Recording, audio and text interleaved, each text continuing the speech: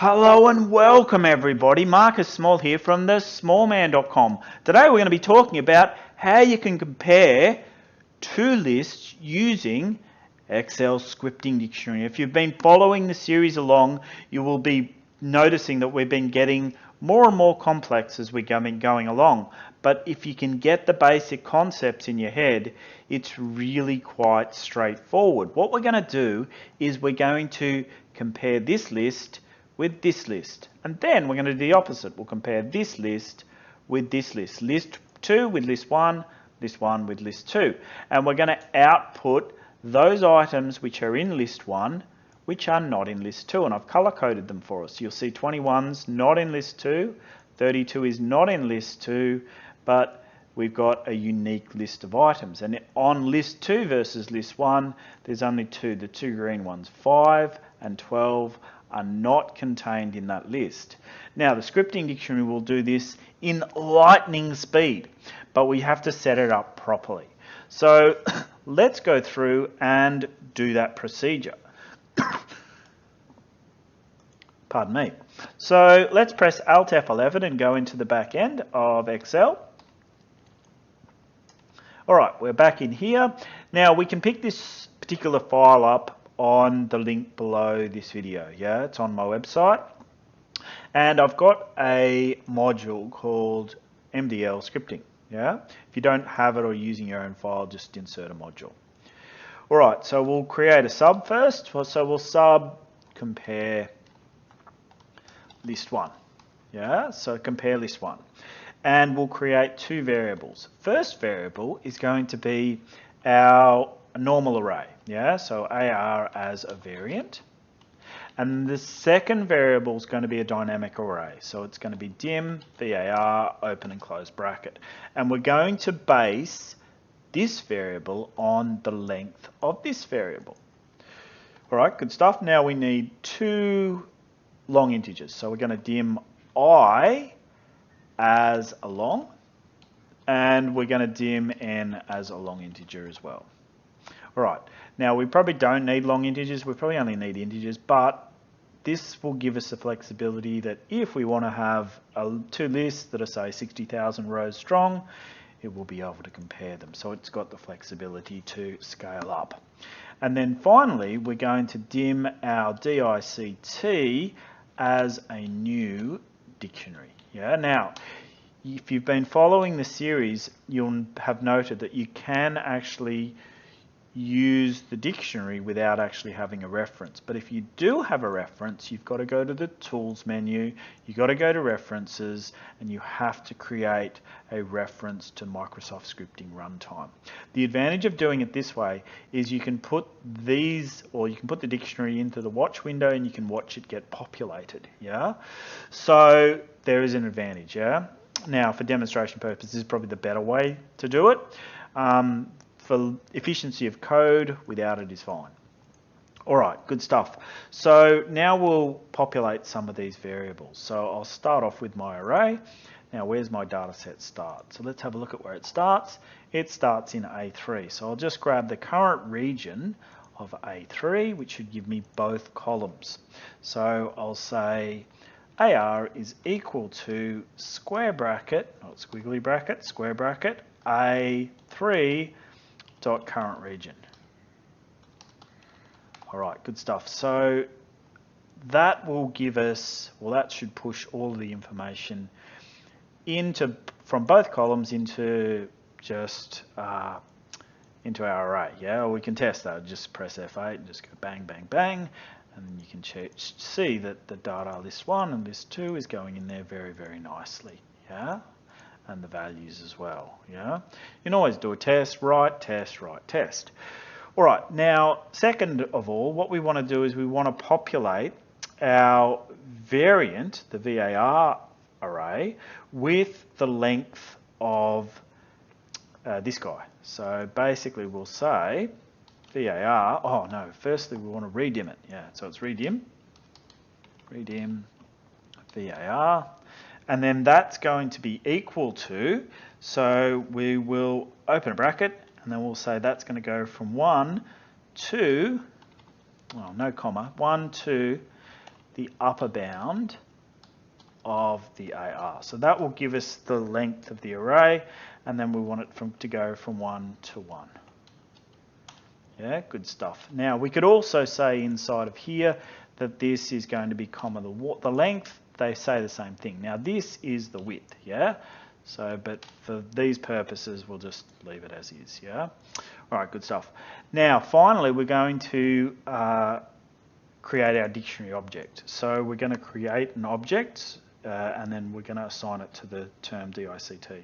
So let's go, we want to set it, because it's an object, DICT is equal to, and we've got to say create object, and then open a bracket, and then it's scripting, and then dot dictionary. Now I always spell this wrong. We'll see. Now you don't actually, this is one of those ones, I'm always saying, like, just write your code in lowercase. This is one of the ones where IntelliSense does not help you. It sees it as text, and all you'll get is like a yellow line that kicks right through this line if it's not correct, yeah? You don't get it before the macro starts, yeah?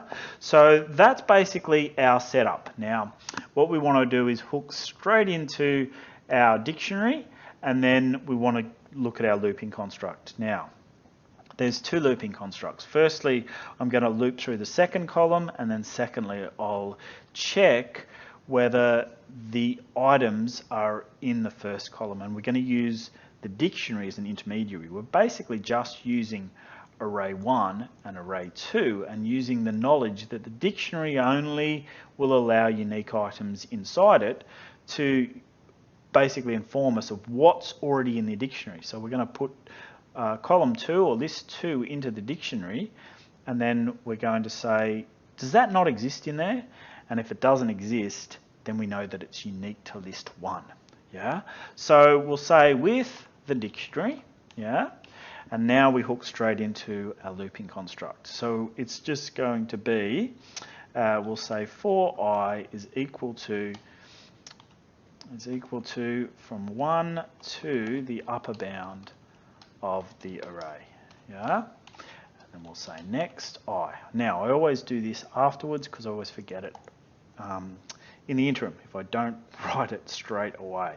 Now what we want to do, if you've been following the series, dictionaries are made up of keys and items, and you tend to push the information into the dictionary through the items. And because this is a looping construct, we're going to be doing it one item at a time, yeah? Now we'll say dot item, and then the item is the second list, so it's the second column in the array. So we'll open our bracket, and that is going to be equal to AR I, comma 2 for the second column, yeah? And we'll say that is equal to empty, yeah?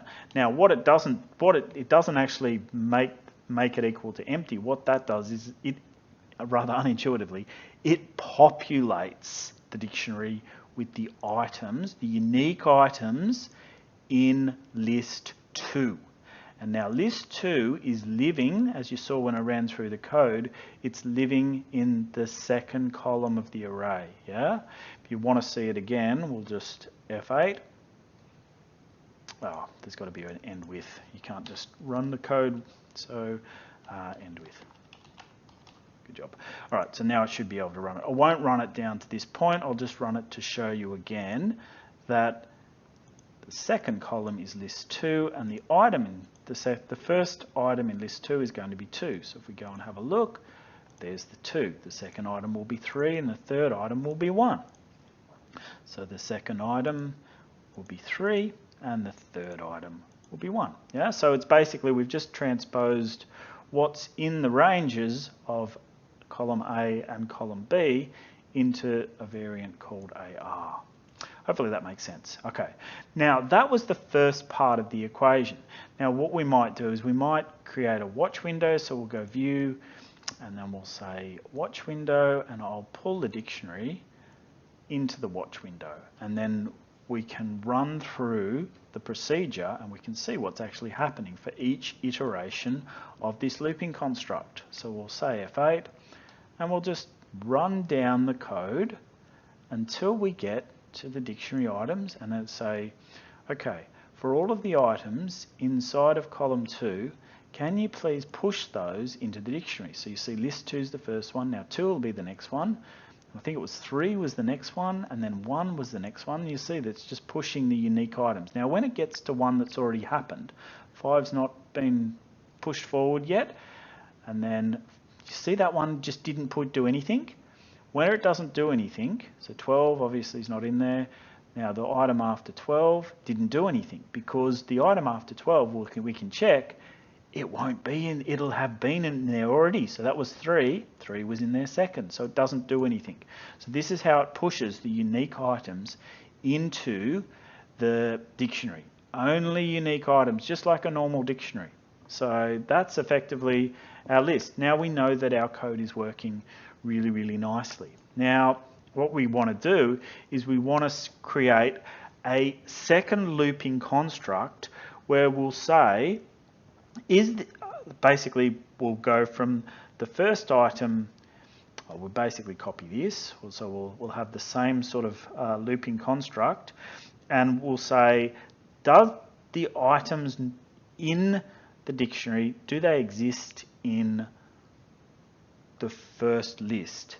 And if they don't exist, then add them to our VAR. Yeah, so let's go ahead and do that. So we can basically just create the new looping construct. So it's for I, which is equal to 1 to the U bound of AR. Yeah, and then we'll close our looping construct. Next I. All right, good stuff. So in here, as you will be aware, this is where the magic happens. Yeah, so this is where we make things happen in our favor. Yeah, so this is where we create what we need to get the procedure to work. And in this case, what we're going to do is we're going to say, if the value in list 1 doesn't already exist in the dictionary, then it's unique. So if it's not already in the dictionary, it's unique to list 1. So then we'll say, okay, can you push those values into the variable VAR? Yeah, and the way that we write that is we say if not. So if it doesn't exists in the array AR I, 1. Yeah, so if it doesn't exist already, then what we want to do is we want to start our looping construct for n. So this is our counter. So n is going to be equal to itself plus 1. So in the first instance, it's giving n the value of 1. Yeah, and then what we'll do is we'll push that into the VAR variant. So we'll say VAR open bracket n, 1, and that's for the first column, is equal to this guy up here, AR I, 1. AR open bracket I, 1. All right, good stuff. So that effectively just populates the variant VAR with the unique items, the ones that aren't matching between list 2 and list 1. But specifically, it's pushing list 1 at the moment into the VAR. Yeah. Now all we have to do is output the guy. Yeah. So where did I push it? In here. Let's clear this list so we don't have anything in there, and we're going to push it out to cell D3. Yeah. All right. So we'll say square bracket D3, and then we want to resize that guy, and we want to resize it to the length of n. Yeah, because n will only ever be counting up until the point, it won't count the whole list of the length of our list 1 unless everything matches. Yeah, it'll just count the ones that don't match. Yeah, so that basically populates, or that dictates what the length is going to be, and it's created a gap. So I'll just say is .value is equal to the VAR. Ah, all right, that's it. That's effectively our our procedure. Oh, and now I've put this. I've got a bit carried away. I've put this in the wrong place. So copy, cut, and then we'll push that down there. It would still, but it would still have worked in there, but I want it outside of the loop. Yeah. All right, good stuff. So let's basically, well, we know what happens up until this point. So let's put a breakpoint in here. Let's press F9. And we can run the macro. We know that it's all tickety-boo up until this point, yeah? So we can run it down to there, and then we'll stop it here, and I'll make the screen a bit smaller, and we'll watch the data populate into cell D3, yeah? So we'll press F5 to run it down to that point. Oh, next without for. It's not actually related to that. It's not related to the next. It's related to the error message is related to the if statement. I don't know why it does that. And if, I suppose I should use the same methodology with my if statements as I do with my looping constructs. You start them and then exit them straight away. It solves that problem where you've forgotten to close off either the if statement or the looping construct, yeah? All right, so let's give it another try. Okay, so it's working a little better now, and I'll hit the continue or the F5 key. So hit F5, now we're down to this part of the equation. And you can see that the dictionary is populated with all the items in list 2, so it's 2, 3, 1, 5, 12, 6. So let's have a look. Oh, I hit F5 rather than hit F8. So I'll hit F5 again, all right. Okay, and I'll just pause the videos because I had to go and clear the range that it would have just populated if it had worked correctly. So we'll go through this one by one by pressing F8, line by line. Now it comes in and it says if it doesn't exist already, then populate our VAR with the values in the array. You can see it's empty at the moment. And then it populates with list 1. And then it goes through, and then it'll come through and then populates the items. So in list 2, we've got 21. And then it only does it if it doesn't already exist, yeah? So the first item in the list, it didn't do anything. So 1 already exists. So this is where the scripting dictionary is just fantastic. It just knows, without looping through all of the items in the list, it knows whether it's in the dictionary. So it saves an enormous amount of time. Imagine if it was 30,000 rows strong, it had to loop through all of those items to check whether it was in the list. It just knows instantly. It's like, oh, okay, it's not already in here. Okay, well, let's add it. It's a new item. Yeah. So basically, it just goes through each of these items one by one and then populates, and now gets to the point where it's time to output. So we'll have a look. Actually, we can have a look. You can see in the VAR, you've got this one, 21, 32, 15, 4. There's going to come a point where it'll be empty. 23, there we go, empty. Now, when your variables are empty, it doesn't matter. You can output the top for the top of the variable from 1 to the very bottom, be it like in this case 10, or be it 35,000. And if like you'd only populate the first 6, it doesn't matter about all the items that are empty. You just say, well, we will output this to n, which is 6. So we're not using it inefficiently, and then it will push just the items in the array from the first part to the last part. All right, let's have a look at how it looks. I'll just minimize this guy, and then we'll push this across, and it should populate this list just here. So we'll press F8 now, and then it's pushed the unique items, so the 21, the 32, the 15, 4, and 23 into column D, yeah? All right, good stuff. Now, how do we, I'll just get rid of this, how do we then customize this procedure so we do the opposite? So we're checking list 2 against list 1. Well, let's make a copy of our procedure. So we'll go through and we'll make a copy of this particular area, copy it and paste it below. We'll just buy some real estate, so I'll move it up. And then we want to change the name first up, so it's compare list 2. And the things that we want to change here are we want to look through list 1 first, and then we want to look through list 2 down here. So these two 1s become 2s. And then we want to output it from not D, but to F. So they're the 4 things that we want to change. We want to change the column that we're looking at. We want to change the column here that we're comparing, and then we want to change where we're outputting it.